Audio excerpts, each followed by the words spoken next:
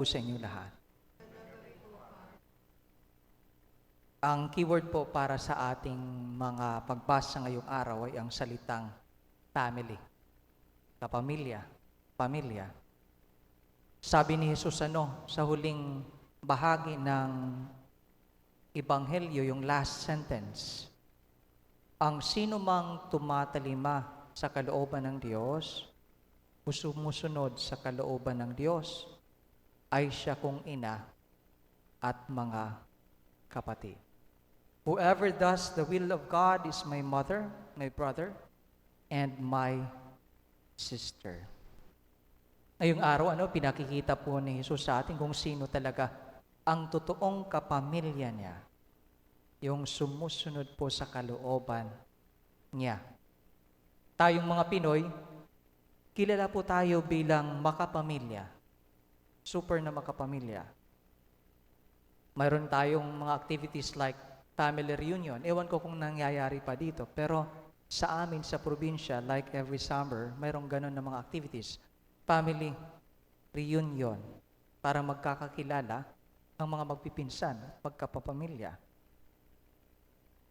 Pag ang isang miyembro ng pamilya napupunta sa abroad, say, nanay, ipipetisyon niya yun ang buong pamilya para makapanik din doon at makapiling sa labas, sa abroad.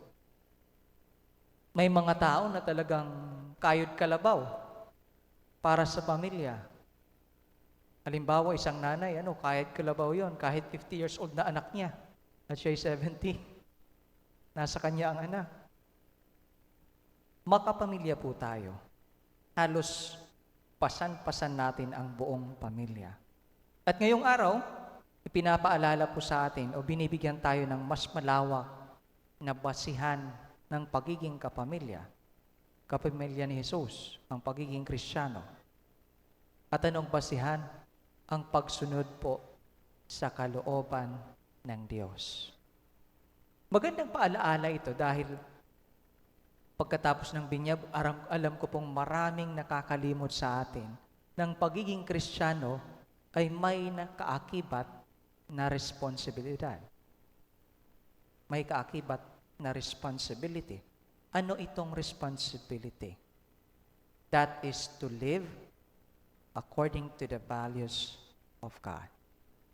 Kung naalala niyo yung second reading nung linggo, si San Pablo, ito yung panawagan niya sa mga taga-Korento.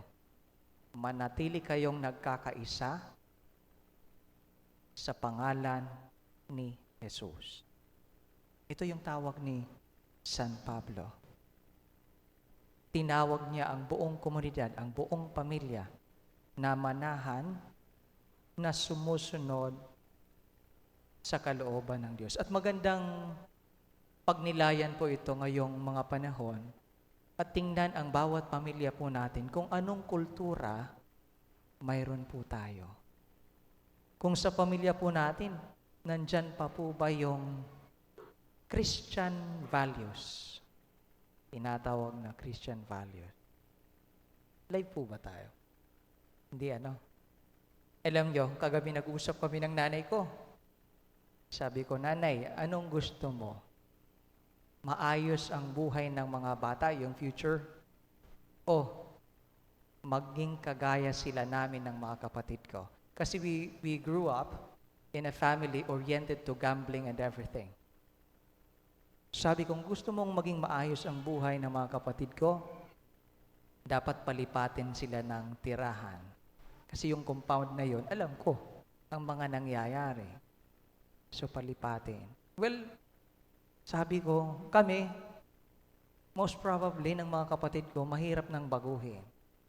Pero itong mga batang ito, gusto ko silang maging maayos ang buhay. So yun, kultura. Anong kultura po ba mayroon ang bawat pamilya natin? At sana pinananawagan po tayo na mamuhay ayon sa pamamaraan ng Diyos. Mamuhay ayon sa pamamaraan ng Diyos. Nang sa gayon, tayong lahat ay matawag niyang kapamilya.